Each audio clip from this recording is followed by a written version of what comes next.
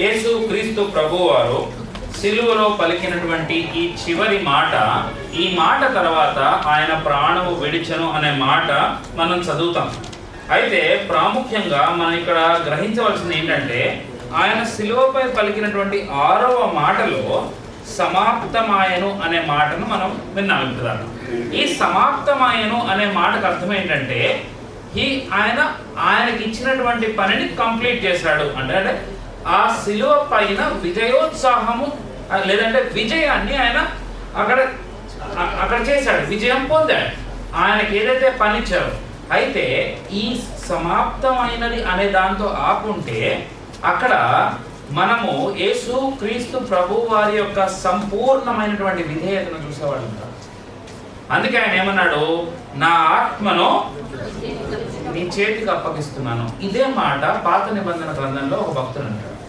ఎవరంటారు? దావీదు అంటాడు. ఎక్కడ అంటాడండి? చదవండి.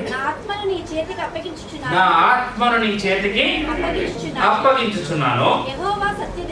యెహోవా సత్యదేవా, నన్ను విమోచించువాడవు నీవే.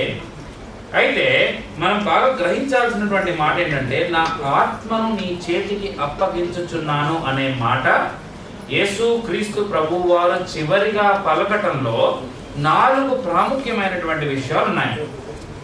మొట్టమొదటిగా మనము మొదటి పేతురు 2వ అధ్యాయము 23వ వచనం చూద్దాం.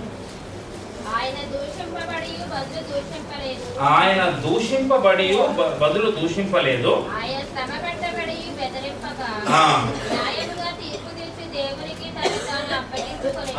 న్యాయముగా తీర్పు తీర్చు దేవునికి తన్ను తాను అప్పగించుకొనెను. ఇప్పుడు యేసు క్రీస్తు ప్రభువు వారు చివరిగా చేసిన పని ఏంటంటే, తనను తాను తన తండ్రికి అప్పగించుకున్నాడు. ఎందుకు? ఆయన న్యాయముగా తీర్పు తీర్చువాడుగా. అంటే ఇక్కడ ఆయన తండ్రి పైన ఉన్నటువంటి సంపూర్ణమైనటువంటి విశ్వాసాన్ని చూపిస్తుంది.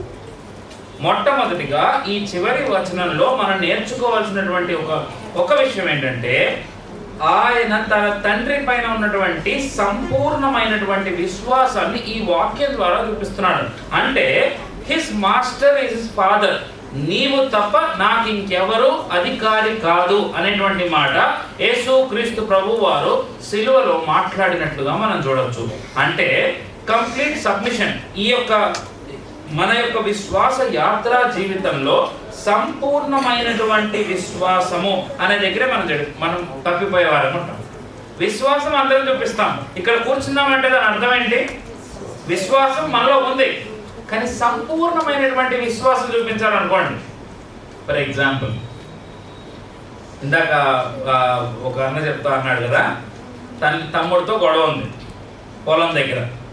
ఈ పొలం నాకు 5 సెంట్లు లేదంటే 4 అడుగుల నువ్వు ఎక్కువ పాతావు, 4 అడుగులు నువ్వు నాకు తక్కువ పాతావు. ఇక్కడ గొడవ స్టార్ట్ అయింది.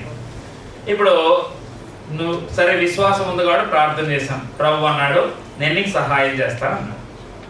వెంటనే మనం ఏం చేస్తాము అనేది మన సంపూర్ణమైనటువంటి విశ్వాసం మీద ఆధారపడుతుంది. అవునంటారా కాదంటారా? చాలాసార్లు ఈ సంపూర్ణమైనటువంటి విశ్వాసం చూపించే దగ్గర మనం పడిపోతూ ఉంటాం. యేసు క్రీస్తు ప్రభువు వారు ఒక గొప్ప సిలువ యాగము చేసిన తర్వాత ఆయన ఇంకొక చిన్న మాట చూసుకున్నాం. 2వ తిమోతి 1వ అధ్యాయం 12వ వచనం. 2వ తిమోతి 1వ అధ్యాయం 12వ వచనం. ఆ హేతువు చేత ఈ శ్రమలను అనుభవించుచున్నాను గాని నేను నమ్మిన వాని ఎరుగుదును గనుక సిగ్గుపడను. నేను ఆయనకు అప్పగించిన దానిని రాబోవుచున్న ఆ దినము కొరకు ఆయన కాపాడగలడని రూఢిగా నమ్ముచున్నాను. ఈ అప్పగించుకున్నాను అనే మాటకు కంటిన్యూస్ వర్షన్ ఏంటంటే, 2వ తిమోతిలో రాసినట్టు ఒక రోజు వస్తుందంట, ఆయనకి ఏదైతే నేను అప్పగించాలో దాన్ని ఆయన ఏం చేస్తాడంట? కాపాడతాడంట. ఏ రోజు వరకు అది? ఆయన ఆ దినం, ఏ దినం వరకు?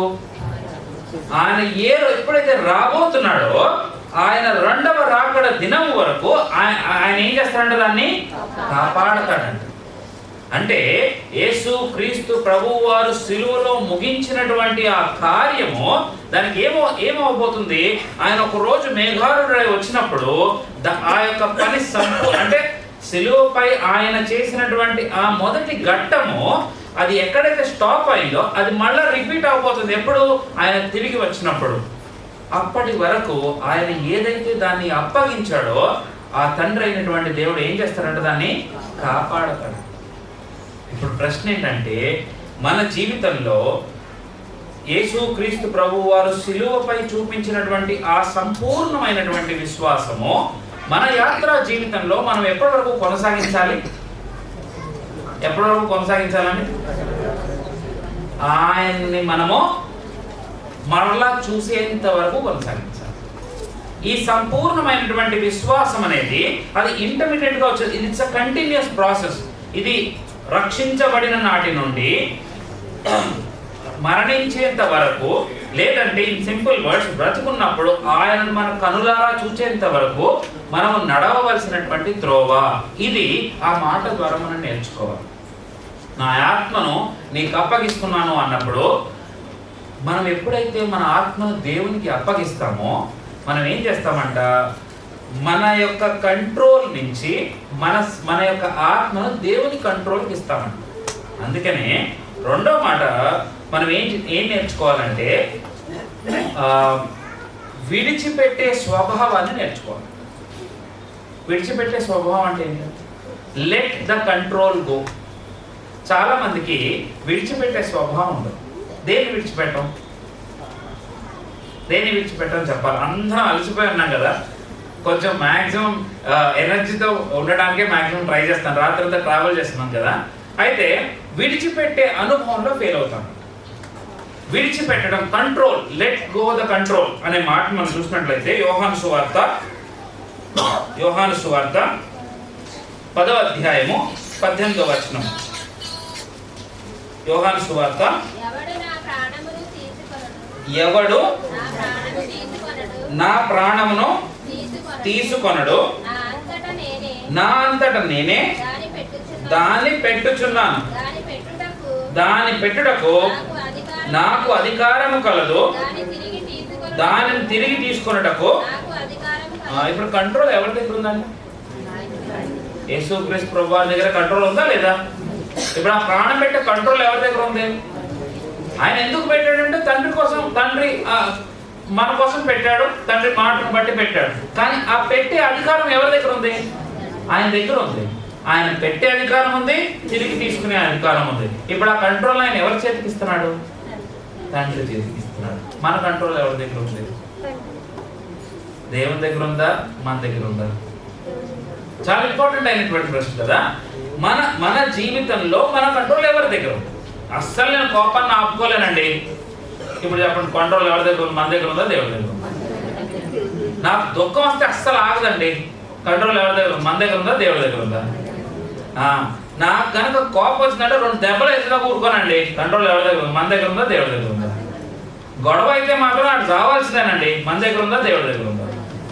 ఇప్పుడు ప్రశ్న ఏంటంటే, అధికారము దేవుడు మనకి దేని మీద అధికారం ఇచ్చాడు? మన జీవితం మీద దేవుడు మనకు అధికారం ఇచ్చాడు. మనం ఎట్లా కావాలంటే ఎట్లా బ్రతకచ్చు. అవునా కదా?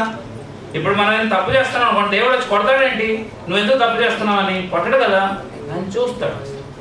ఈ భూమి మీద నుంచున్నటువంటి 60, 70, 80 సంవత్సరాల పాటు ఈ కాలంలో ఈ జీవితం మీద కంట్రోల్ ఎవరికి ఇచ్చాడు? దేవుడు మనకేగా ఇచ్చింది. నేను ఎట్లా బ్రతకాలో నేనే డిసైడ్ చేసుకోవాలి కదా. ఇప్పుడు మా అమ్మ చెప్పొద్ది, మా నాన్న చెప్తాడు నువ్వు సరిగ్గా ఉండరా, బాగుండరా అంటాడు. అంటే సరిగ్గా ఉంటాను, బాగుంటాను అంటాను. నేను మంచి ఉద్యోగం చేస్తున్నాను, డబ్బులు బాగా సంపాదిస్తున్నాను, అప్పుడు కంట్రోల్ ఆటోమేటిక్గా నా చేతికి వచ్చేస్తుంది. అంతే కదా. ఇప్పుడు బాగా సంపాదించే వ్యక్తి ఉన్నాడు, అదే అడ్డాల నాటి బిడ్డలు కానీ గడ్డాల నాటి బిడ్డలు కాదు.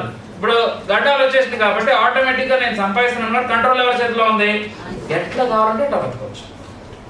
శనివారం రోజు పబ్బుకి వెళ్ళొచ్చు, అధికారం నాకు ఉందా లేదా?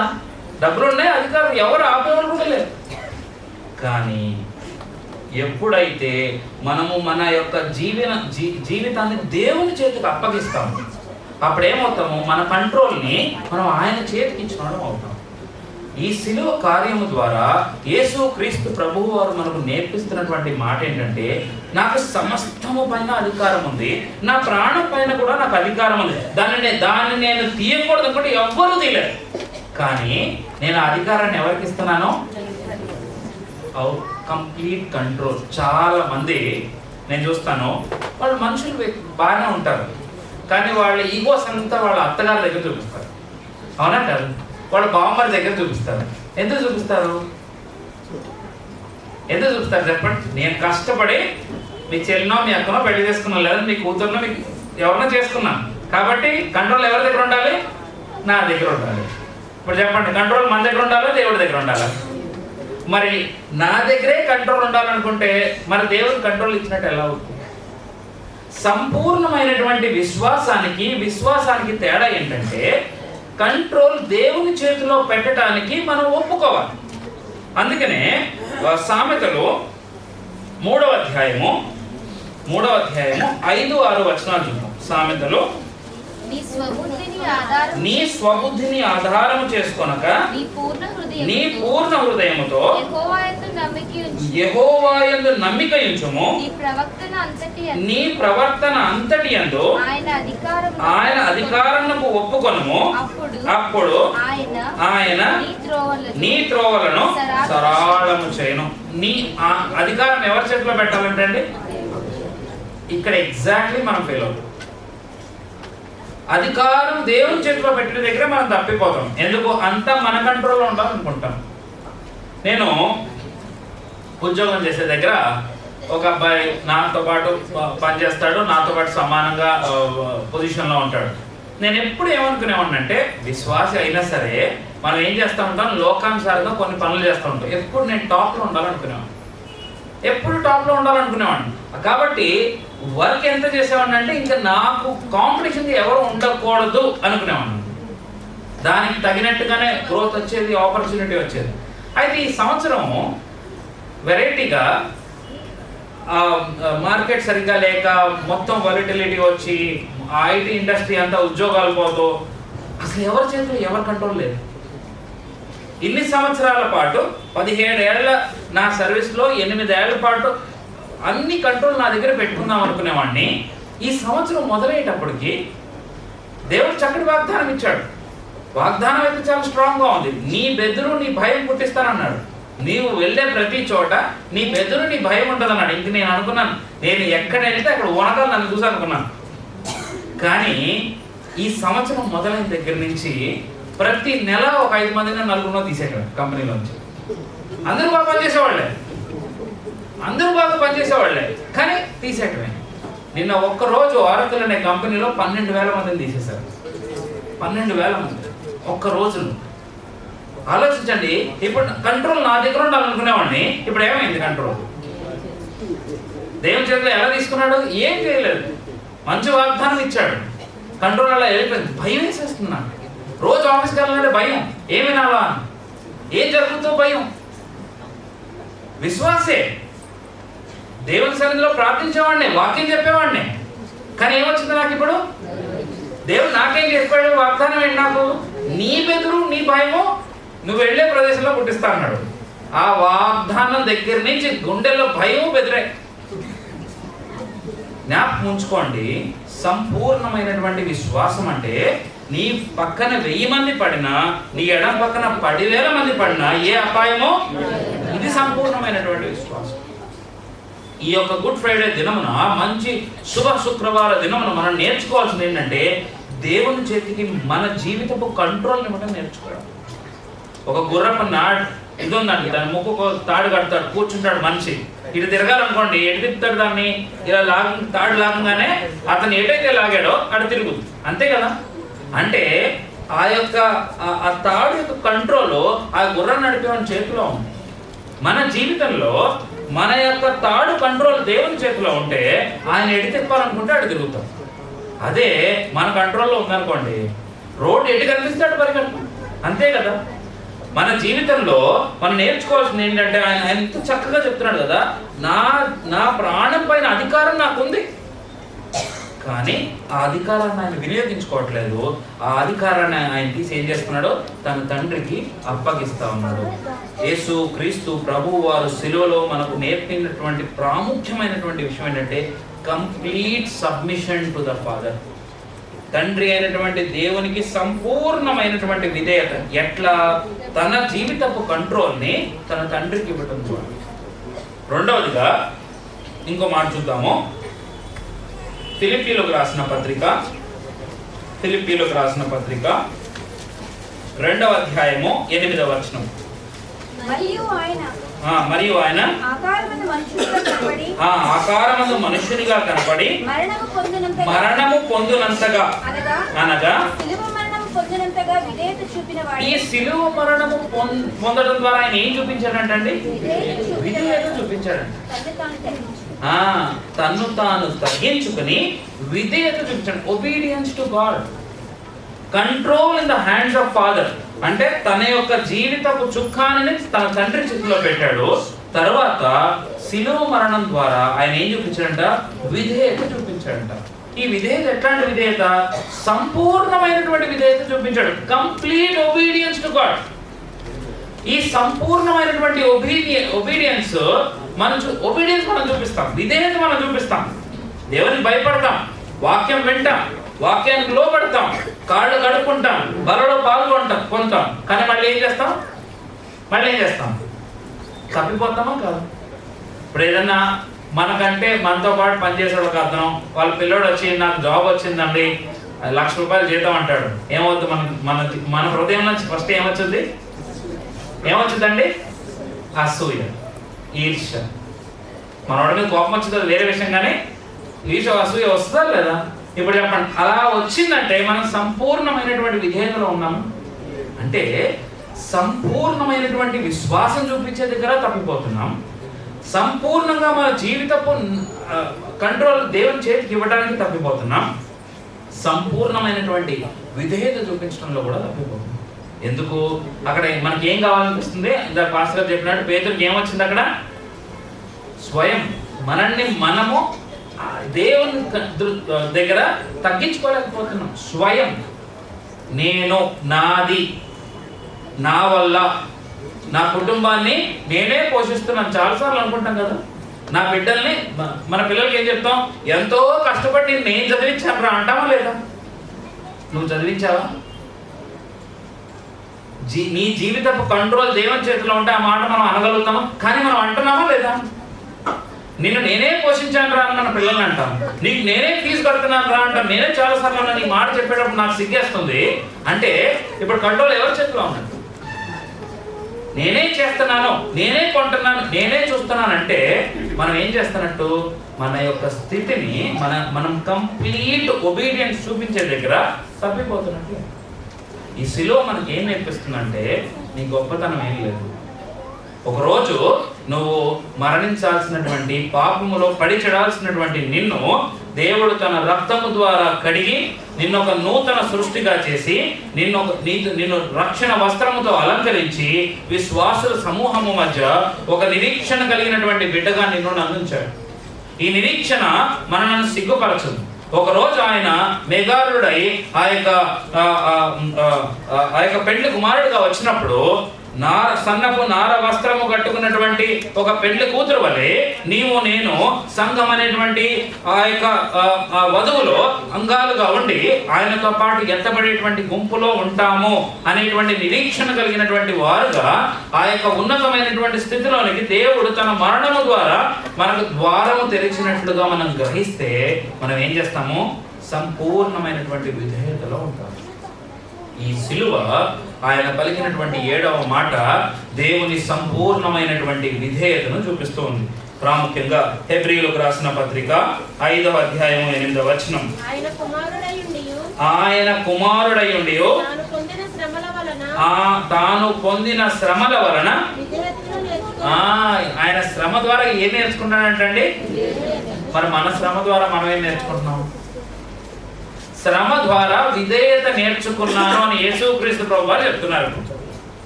మరి మన శ్రమ ద్వారా మనం ఏం నేర్చుకుంటున్నాం? విధేయత నేర్చుకుంటున్నాము. ఎంతమంది చెప్పగలమండి? నా శ్రమ ద్వారా నేను విధేయత నేర్చుకున్నాను. అయితే దేవుడు అందరికీ కూడా తండ్రి అయినటువంటి మన అందరి శ్రమల ద్వారా ఆయన విధేయత నేర్పిస్తూనే ఉంటాడు. ఈ శ్రమ మన జీవితంలో ఎందుకు వచ్చిందంటే మనం ఏం చెప్పాలి? ఆన్సరు విధేయత చెప్పాలి. మీరు విధేయత నేర్చుకోవడానికి. శ్రమ ఎందుకు వచ్చిందండి? మన జీవితంలో మా జీవితంలో శ్రమ లేదు అనేవాళ్ళు ఎవరైనా చేయలేకండి. ఇప్పుడు ఈ క్షణం నాకు అసలు ఎలాంటి శ్రమ లేదండి అనేవాళ్ళు ఎవరైనా చేయలేకండి.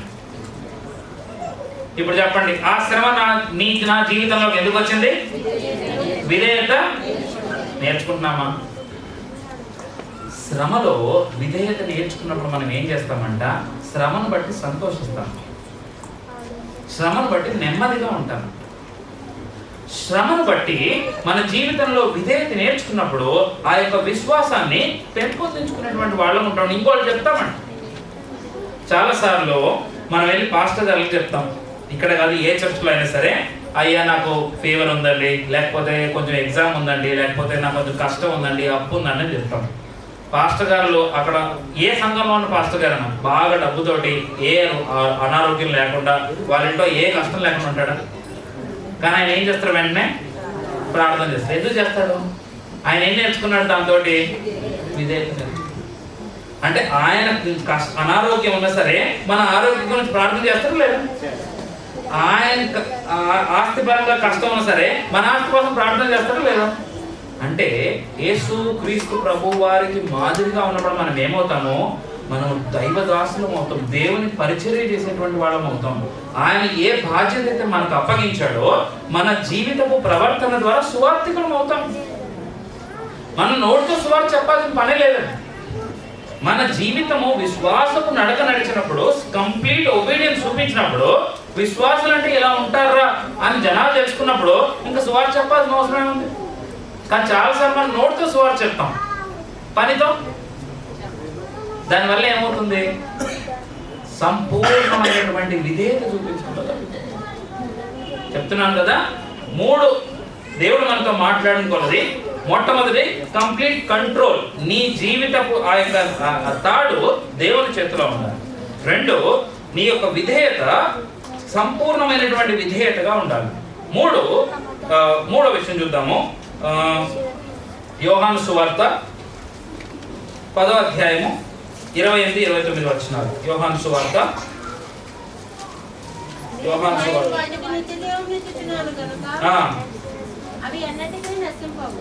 యోహాను సువార్త 10వ అధ్యాయం 28-29 వచనాలు. ఎవడను వాటిని నా చేతిలో నుండి వాటిని నాకు ఇచ్చిన నా తండ్రి అందరికంటే గొప్పవాడు గనుక నా తండ్రి చేతిలో నుండి ఎవడను వాటిని అపహరింపలేడు. ఇక్కడ చాలా జాగ్రత్తగా గమనించండి. నేను వాటికి నిత్య జీవమునిచ్చుచున్నాను గనుక అవి ఎన్నటికి నశింపవు, ఎవడును వాటిని నా చేతిలో నుండి అపహరింపడు. వాటిని నాకిచ్చిన నా తండ్రి అందరికంటే గొప్పవాడు. ఈ మాట చాలా ప్రాముఖ్యమైనది. ఏదైతే నాకు ఇచ్చాడో నా తండ్రి ఎవరు? అందరికంటే. అంటే ఆయన మాస్టర్ ఎవరో అని చెప్తున్నాడు. ఇక్కడ ఒకవేళ నా తండ్రి చేతికి నేను అప్పగిస్తే నాకు ఏమొస్తుందంట? నాకు సెక్యూరిటీ వస్తుంది, నాకు విశ్రాంతి వస్తుంది, నాకు ఒక భద్రత వస్తుందండి. నేను తెలుగులో పర్ఫెక్ట్గా చెప్పాలండి, నా చేతికి ఏమొస్తుంది? భద్రత వస్తుంది. నా ఆత్మను నా తండ్రి చేతికి అప్పగించినప్పుడు నాకు వచ్చేది ఏంటి? భద్రత. దావీదు కూడా అదేగా చేసేది. దావీదు ఏమంటున్నాడు? ప్రభువా, నా ఆత్మ నీకు అప్పగిస్తున్నాను. మనము ఆత్మను అప్పగించేటువంటి జీవితాలు కలిగి ఉంటే, దావీదు చనిపోతున్నప్పుడు ఆ మాట చెప్పలేదండి. దావీదు భయంలో చెప్పాడు, తనకున్న కష్టంలో చెప్పాడు. ఒకవేళ మనం కూడా ఈ యొక్క గుడ్ ఫ్రైడే దినమున ప్రభువా నా ఆత్మను నీకు అప్పగిస్తున్నానంటే మనలో ఏం రావాలి? సంపూర్ణమైనటువంటి విధేయత రావాలి, ఒక సెక్యూరిటీ రావాలి, సంపూర్ణమైనటువంటి కంట్రోల్ టు గాడ్ రావాలి. అంటే మన యొక్క ఆ యొక్క తాడుని దేవుని చేతికి అప్పగించేటువంటి స్వభావం రావాలి. ఎవరైతే ఆ యొక్క కీర్తనలో 4వ అధ్యాయం 8వ వచనం వచ్చిన మాట చూద్దాము. కీర్తనలో 4వ అధ్యాయం చాలా జాగ్రత్త. మళ్ళా చదవమ్మా. యెహోవా నెమ్మదితో పండుకొను నిద్రపోవుదును.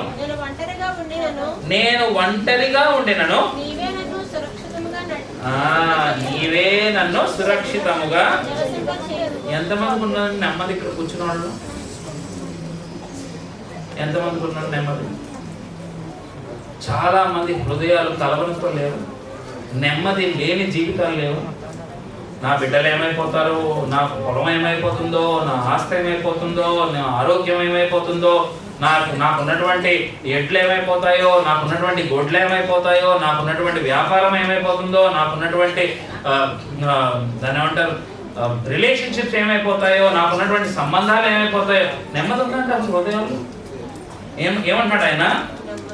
నాకు ఏంటంటే యెహోవా నెమ్మదితో పండుకొను నిద్రపోవదును. ఈ మాట ఎవరు చెప్తున్నారండి? దావీదు చెప్తున్నాడు. ఇదే దావీదు చాలా సార్లు ఏమంటాడు? దేవా నా చెయ్యి ఎందుకు విడిచావు? దావీదు జీవితం ద్వారా మనం నేర్చుకోవాల్సినటువంటి గొప్ప పాఠం ఏంటంటే కంప్లీట్ సరెండరెన్స్ టు గాడ్. నేను లాస్ట్ 6 వారాలు సొలొమోను మీద ధ్యానం చేస్తూ యూత్లో చెప్పేటప్పుడు దేవుడు సొలొమోనుతో ఒక మాట అంటాడు, నీ తండ్రి అయినటువంటి దావీదును బట్టి నీవు బ్రతికున్నప్పుడు ఈ రాజ్యాన్ని నాశనం చేయకండి. అంటే దావీదు తన బిడ్డకు కూడా ఆశీర్వాదంగా బ్రతికాడు, కానీ సొలొమోను అలా బ్రతకలేదు. ఇద్దరు కూడా విశ్వాసం ఉంచినటువంటి విశ్వాసపు వీరులే. దావీదు విశ్వాసం ఏం చేసింది? సొలొమోను బ్రతికున్నప్పుడు తను ఆ యొక్క నాశనాన్ని చూడకుండా కాపాడేది. కానీ సొలొమోను విశ్వాసం ఏం చేసింది? తన కొడుకు ఎట్లా తయారయ్యాడు? నెబుకద్నెజరు రాజు వచ్చి తన రాజ్యం మీద పడి దేవాలయంలో దావీదు సొలొమోను సమకూర్చినటువంటి వస్తువుల్ని ఎత్తుకుపోతుంటే రెహబాము కూర్చుని ఏం చేశాడంట? అది పార్టీ చేసుకున్నాడు. ఒక శత్రువు వచ్చి ఎత్తుకుపోతుంటే ఏం చేశాడు? ఇప్పుడు సబ్మిషన్, కంట్రోల్ ఎవరి దగ్గర పెట్టుకున్నాడు? దావీదు కంట్రోల్ దేవుని చేతికి ఇస్తే సొలొమోను కంట్రోల్ ఎవరి దగ్గర పెట్టుకున్నాడు? అతని దగ్గర పెట్టుకున్నాడు. తద్వారా ఏమైంది? కంట్రోల్ ఒక శత్రువు చేతిలోకి వెళ్ళిపోయింది. దావీదు దేవుని చేతిలో పెట్టినప్పుడు చక్కగా దావీదు దేవుని కోసం కావాల్సిన అన్ని తయారు చేయగలిగాడు. అదే సొలొమోను తన దగ్గర పెట్టుకున్నప్పుడు ఏమైంది? తన గొప్ప, తన దేశం, తన కనెక్షన్స్, తనకు కావలసినటువంటి విధానం చేసుకున్నప్పుడు మనం ఏం గమనిస్తామంటే సొలొమోను తర్వాత ఇశ్రాయేలు ప్రజలు కలిసి లేరు. అప్పటిదాకా 12 గోత్రముల వారు 12 ప్రదేశాలుగా డివైడ్ అయ్యి ఎంతో గొప్ప ధనాన్ని, గొప్ప ఆస్తిని చూసినటువంటి వాళ్ళు ఎప్పుడైతే కంట్రోల్ తన చేతికి తీసుకునేటువంటి రాజు వచ్చాడో సొలొమోను ఏది నేర్పించాడు? దేవునికి ఆరాధించినా ఓకే, అమోరీయుల దేవతకు ఆరాధించినా ఓకే అన్నాడు. లాస్ట్కి మోయాబీల దేవతకు ఆరాధించినా ఓకే, మన దేవుని ఆరాధించినా ఓకే అన్నాడు. వాళ్ళకి గుడి కట్టాడు, వీళ్ళకి గుడి కట్టాడు. ఏమైంది అప్పుడు? ఎప్పుడైతే ఇంపార్టెన్స్ తనయ్యాడో అప్పుడు ఏమైంది? రాజ్యం పోవటమే కాదు, తర్వాత ఇశ్రాయేలు దేశం 12 గోత్రాలుగా కలిసే లేరు. అప్పటి నుంచి ఇప్పటి వరకు ఇప్పుడు కూడా యుద్ధంలో ఉన్నారు. అంటే మనం గమనించాల్సింది ఏంటి? ఒక కుటుంబ పెద్దగా, ఒక ఇంటి పెద్దగా ఒకవేళ కంట్రోల్ నేను దేవుని చేతికిస్తే నేనేమవుతాను? నా ఇంటిని మాత్రమే కాదు, నా బిడ్డల జీవితాలను కూడా సురక్షితం చేస్తాను. యేసు క్రీస్తు ప్రభు వారు సిలువలో చేసినటువంటి యాగము ద్వారా ఆయన ఏం చేశాడు? ఆ యొక్క విశ్వాసపు పరిమాణాన్ని, స్థాయిని మనకు ఒక ఎగ్జాంపుల్ గా చూపించాడు. ఈ రోజు మనం మాట్లాడుతున్నాం, దాని తర్వాత నా పిల్లలు వాళ్ళ తర్వాత తరంతో మాట్లాడతారు. ఇదేమవుతుంది? ఒక విశ్వాసపు దివిటిని అందించేటువంటి వారుగా తయారవుతున్నారు. ఇప్పుడు ఆయన ఏం చేశాడు? ఆయన మనకు ఒక నమూనాగా ఉన్నాడు. Is an example. యేసు క్రీస్తు ప్రభు వారు సిలువలో చేసినటువంటి యాగము ద్వారా, ఆయన మాట్లాడినటువంటి చివరి మాట ద్వారా ఆయన ఏం చేశాడు? తండ్రికి సంపూర్ణమైనటువంటి విధేయత ఏంటో మనకు నేర్పించాడు. తద్వారా మనం ఏమవుతాము? నిరీక్షణ కలిగినటువంటి ప్రజలు అవుతాం. కాబట్టి 7 మాటలు మనం వింటూ వచ్చాం. 7 మాటలు కూడా 7 భిన్నమైనటువంటి విషయాలను మనకు నేర్పిస్తూ పోయింది. క్షమాగుణాన్ని నేర్పించింది, కష్టాన్ని నేర్పించింది, దాని తర్వాత రక్షణను నేర్పించింది, ప్రేమను నేర్పించింది, భయమును నేర్పించింది, దాని తర్వాత మానవత్వాన్ని నేర్పించింది, దాని తర్వాత విజయాన్ని నేర్పించింది. అన్ని 7 లక్షణాలు, దాని తర్వాత 7వదిగా సంపూర్ణమైనటువంటి విధేయతను నేర్పించింది. ఈ లక్షణాల ద్వారా మనం ఏం చూస్తున్నాము? యేసు క్రీస్తు